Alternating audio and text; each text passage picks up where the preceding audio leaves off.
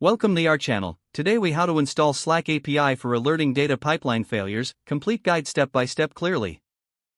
Start by ensuring you have a Slack account and access to the Slack workspace where you want to send alerts. Log into your Slack workspace and navigate to the Slack API website. Click on the Your Apps link in the top right corner. Select Create New App to start a new application. In the dialog that appears, choose from scratch and give your app a name. Select the workspace where you want to develop the app. Follow the prompts to create the app. Once your app is created, go to the OAuth and Permissions section. Scroll down to the Scopes section and add the Chat Right scope under Bot Scopes. Click Install App in the left sidebar. Authorize the app to allow it to send messages to your workspace. After installation, note the bot user OAuth access token displayed on the page. This token is essential for authenticating your API calls.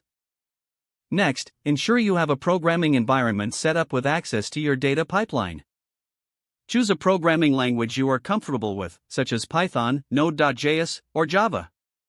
Include the required libraries for making HTTP requests. For Python, you can use the requests library.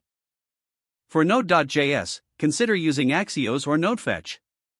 Write a function that captures data pipeline failures. In this function, structure the message you want to send to Slack.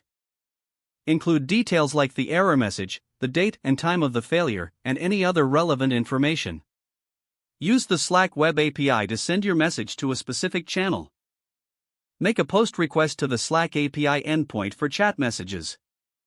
Use the following URL, https://slack.com/api/chat.postMessage.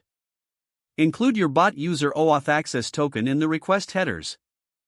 Set the request body to include the channel ID and your structured message. Test the function to ensure it correctly sends messages to your Slack workspace when invoked. Integrate this function into your data pipeline to trigger alerts upon failure. Don't forget to like this video and subscribe to our channel for more step-by-step tech guides.